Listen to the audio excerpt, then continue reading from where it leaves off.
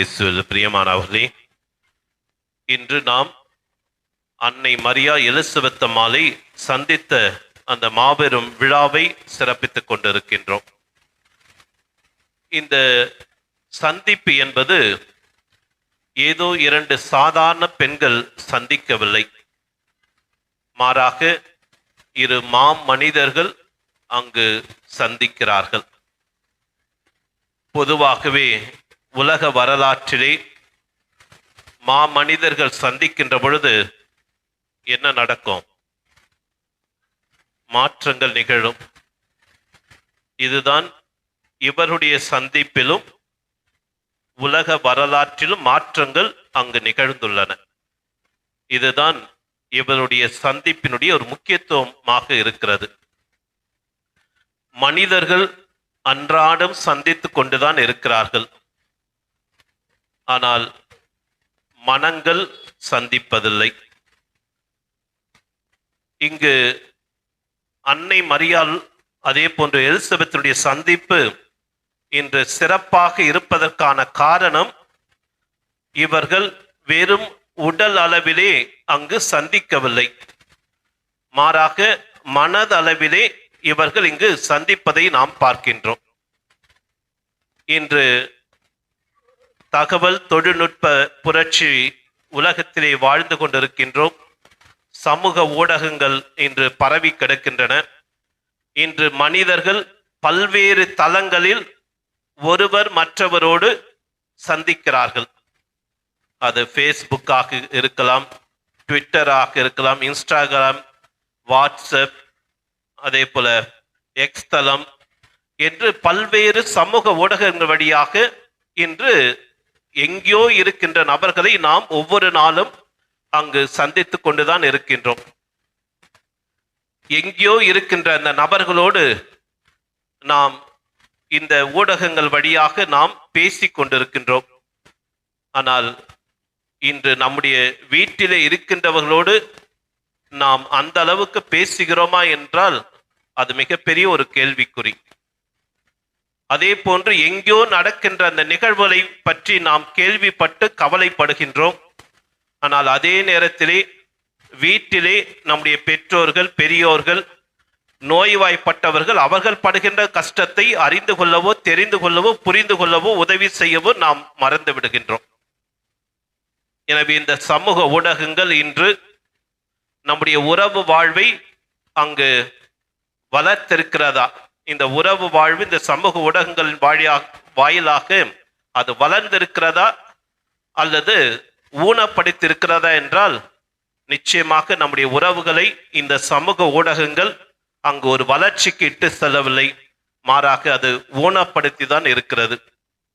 இதுதான் இன்று நம்மவருடைய சந்திப்பாக இன்று இருந்து கொண்டிருக்கிறது. ஆனால் எந்த விதமான அறிவியல் தொழில்நுட்ப எந்த விதமான உதவிகள் கருவிகள் இல்லாமல் அன்று இரண்டு உள்ளங்கள் சந்தித்தன. அந்த இரண்டு உள்ளங்களுடைய சந்திப்பதை தான் இன்று நாம் விழாவாக கொண்டாடி கொண்டிருக்கின்றோம். காரணம், அந்த சந்திப்பு ஒரு முக்கியத்துவம் வாய்ந்த ஒரு சந்திப்பாக இருக்கின்ற காரணத்தினால்தான் இன்று உலகத்திலே பார்க்கிறோம், எத்தனையோ மனிதர்கள் ஒவ்வொரு நாளும் சந்திக்கின்றார்கள். ஆனால் 2000 ஆண்டுகள் ஆன பிறகும் இவருடைய சந்திப்பு இன்றும் நாம் நினைவு கூர்ந்து கொண்டாடி கொண்டிருக்கின்றோம் என்றால் அது அந்த அளவுக்கு ஒரு முக்கியத்துவம் வாய்ந்ததாக இந்த சந்திப்பு நிகழ்ந்து கொண்டிருக்கிறது. இரண்டாவதாக, சந்திப்பிலே ஏற்கனவே சொன்னது போல அங்கு இவருடைய உடல்கள் மட்டும் சந்திக்கவில்லை, இவருடைய சிந்தனைகளும் இவருடைய உணர்வுகளும் அங்கு சந்திக்கின்றன. எனவே இவருடைய சிந்தனைகளும் உணர்வுகளும் அங்கு சந்திப்பதனால்தான் இவருடைய சந்திப்பு அங்கு சிறப்பு மிக்கதாக இருக்கிறது. மூன்றாவதாக, இங்கு சந்திப்பு பல நேரங்களிலே சந்திப்புகள் நேர்மறையான மாற்றத்தையும் கொண்டு வரும், எதிர்மறையான மாற்றத்தை கொண்டு வரும். ஆனால் பொதுவாகவே சந்திப்புகள் நம்மிலே ஏதாவது ஒரு மாற்றத்தை நிச்சயமாக விட்டு செல்லும். ஒரு சில நேரத்தில் நீங்கள் பேசவில்லை என்றால் கூட, நீங்கள் அமைதியாக இருந்தால் கூட, நீங்கள் சந்திக்கின்ற பொழுது அந்த சந்திப்பு மிக ஒரு முக்கியத்துவம் வாய்ந்ததாக இருக்கும். இவ்வாறுதான் குடும்பத்திலே கணவர் மனைவி வயது முதிர்ந்தவர்கள் தனிமையில் இருக்கின்றார்கள். இருவரும் அங்கு பல மணி நேரம் ஒருவர் மற்றவரை மட்டும் அங்கு அமைதியாக ஒருவரை பார்த்து அமர்ந்து கொண்டிருக்கிறார்கள்.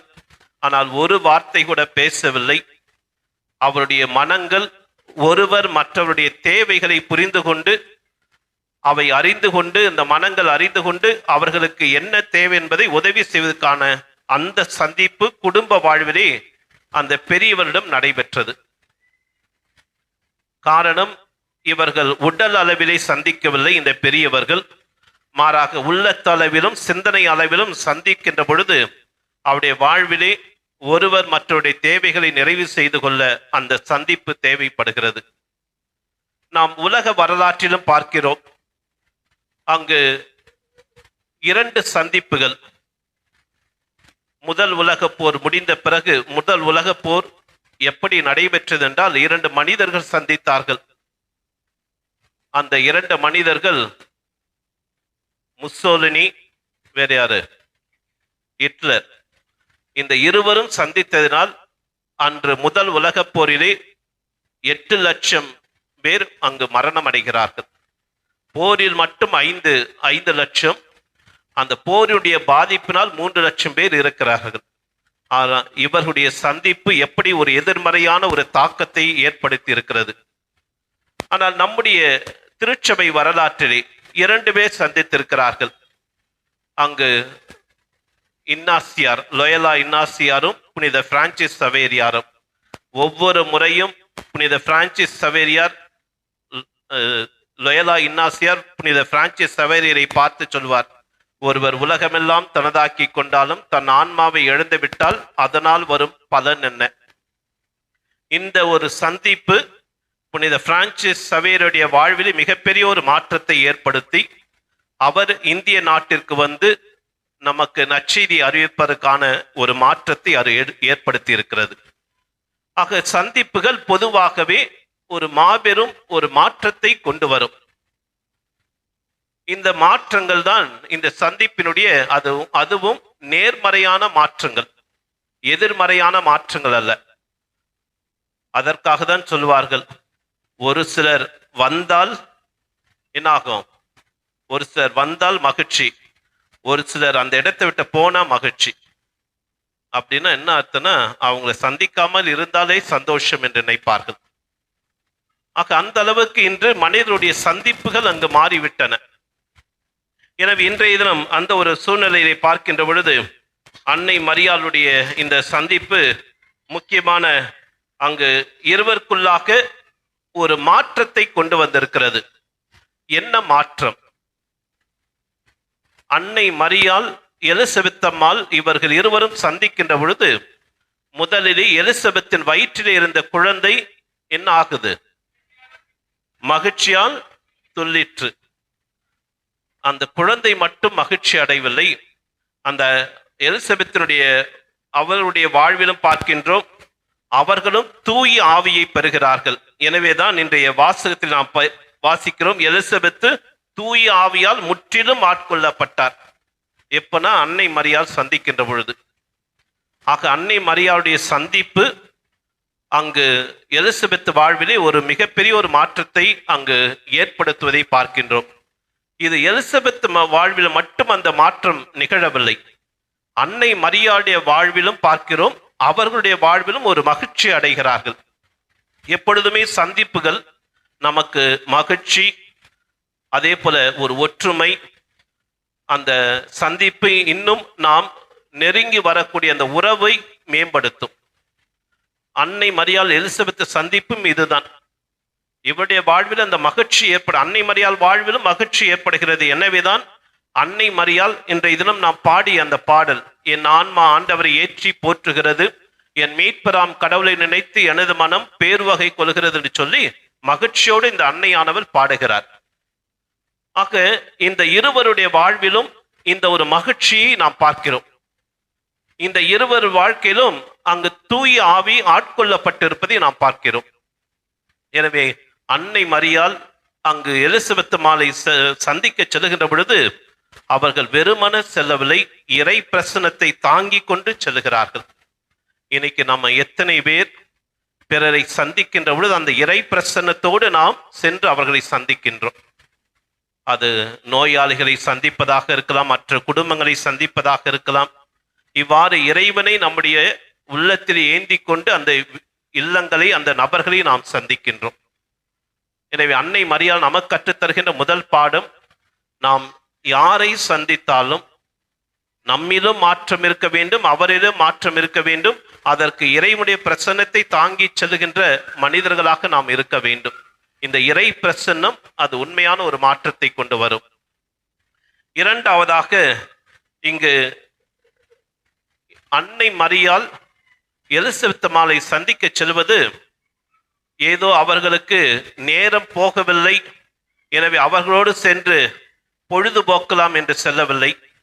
மாறாக அன்னை மரியாள் எலிசபெத் மாலை சந்திப்பது ஒரு குறிப்பிட்ட ஒரு நோக்கத்திற்காக, ஒரு பணிக்காக செல்கிறார்கள். எனவே என்ன நோக்கம் என்றால், அங்கு வானதூதர் அன்னை மரியாவுக்கு சொல்லுகின்றார்கள். என்ன சொல்றாங்க?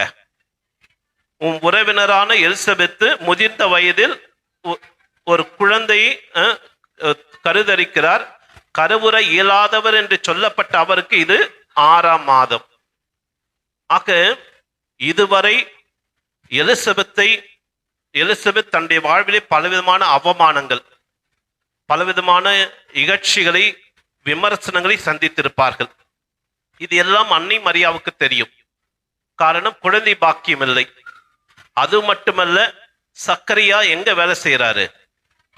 கோயில்ல 24 மணி நேரம் கோயில்ல இருக்கிறாரு. அந்த தாயும் கோயிலோடு நெருங்கிய உறவு கொண்டிருக்கிறார்கள். பொதுவாக இவ்வாறு ஆலயத்தில் அதிக ஈடுபாடு கொண்டு பணி செய்கின்றவர்களுடைய வாழ்வில் ஏதாவது நடந்துச்சுன்னா நாம என்ன பேசுவோம்?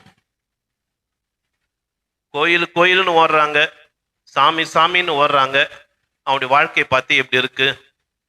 இதுதான் நாம் எல்லோரும் பேசுகின்ற பேச்சு. ஆனால் இது இறைவன் அவர்களுக்கு இரட்டிப்பு ஆசீர்வாதமாக கொடுக்கிறார். எனவே நம்முடைய வாழ்வில் கூட ஆலயத்தோடு இணைந்து பணி செய்கின்றவர்கள், ஆலயத்திற்காக தங்களுடைய நேரத்தையும் தங்களுடைய பொருளையும் தங்களுடைய மற்ற அனைத்தையும் செலவழிக்கின்றவர்களை நாம் என்றுமே குறை சொல்லக்கூடாது. கடவுளுக்கென்றே ஒரு திட்டம் இருக்கிறது. கண்டிப்பாக ஏதாவது ஒரு நிலையில் அவ்வாறு இணைந்து செயல்படுகளை கடவுள் கண்டிப்பாக ஆசீர்வதிப்பார். அதற்கு அன்னை எலிசபெத்தும் சக்கரியாவும் ஒரு மிகப்பெரிய ஒரு சாட்சி. எனவே நாம் ஆலயத்திற்காக செல்வதனால் நம்முடைய வாழ்க்கையில் நமக்கு என்ன கிடைக்கும்? போன வாரம் பேதுரு கேட்டார்ல கேள்வி, ஆண்டவரே, நாங்கள் எல்லாவற்றையும் விட்டு உம்மை பின்தொடர்ந்தவர்கள் ஆயிற்று, எங்களுக்கு என்ன கிடைக்கும்? அப்போ என்ன கிடைக்குது? ஆமா, எல்லாமே உங்களுக்கு எல்லாமே சேர்த்து கொடுக்கப்படும். அதோடு நிலை வாழ்வும், அதோடு இன்னல்களும் உடைய வாழ்வில் இருக்கும். கண்டிப்பா எல்லாருடைய வாழ்க்கையிலும் இருக்கிறது இன்னல்கள். எனவே அன்னை மரியாள் இது எலிசபெத் வாழ்விலே இந்த ஒரு இகழ்ச்சி, அவருடைய அவமானம், இவை அனைத்தும் அவர்கள் சந்திக்கின்ற பொழுது, இப்பொழுது குழந்தை பாக்கியம் பெற்றிருக்கிறார்கள் என்று கேள்விப்பட்ட உடனே எலிசபெத் அம்மாள் உடனே அவருடைய தேவையை, கஷ்டத்தை புரிந்து கொண்டு இவர்கள் செல்கிறார்கள் உதவி செய்ய. அவ்வாறு செல்கின்ற பொழுது, சந்திக்கின்ற பொழுது அந்த அன்னை எலிசபெத் என்ன சொல்றாங்க? என் ஆண்டவரின் தாய் என்னிடம் வர நான் யார்? அதற்கு முன்பாக இந்த அன்னை மரியா ஒரு சாதாரண பெண். இந்த எலிசபெத் பார்த்து வளர்ந்த பெண். அவ்வாறு பார்த்து வளர்ந்த பெண்ணை இன்று என்ன சொல்றாங்க? என் ஆண்டவரின் தாயின்னு சொல்றாங்க. ஆக அந்த அளவுக்கு அவர்கள் அந்த இறை பிரச்சனத்தை உணர்ந்ததினால் அந்த தாயை அவ்வாறு அழைக்கிறார்கள். எனவே இவர்கள் இந்த அன்னை மரியாளுக்கு உதவி செல்கிறார்கள். நம் அனைவருக்கும் தெரியும், ஒரு கருவுற்ற பெண், அதுவும் தனிமையிலே ஒரு மலை பிரதேசத்திலே, அதுவும் தொலை தூரத்தில் இருக்கின்ற பொழுது அவர்கள் தனிமையில் இருப்பார்கள், கஷ்டத்தில் இருப்பார்கள், தேவையில் இருப்பார்கள். எனவே இவை அனைத்தையும் புரிந்து கொண்டு தான் இறைவனின் தாய் என்பதையும் அந்த ஒரு பெருமை கொள்ளாமல், ஆணவம் அகங்காரம் கொள்ளாமல், அந்த ஒரு தாட்சியோடு அவர்களுக்கு பணி செய்ய, பணிவிடை செய்ய, உதவி செய்ய செல்கிறார்கள். ஆக இங்கு அன்னை மரியாள் எலிசபெத்தை சந்திப்பது ஒரு குறிப்பிட்ட பணிக்காக, நோக்கத்திற்காக. ஆனால் இது பல நேரத்தில் நாம் என்ன நினைக்கிறோம், நாம மட்டும்தான் மற்றவர்களுக்கு உதவி செய்கிறோம் என்று நினைக்கிறோம்.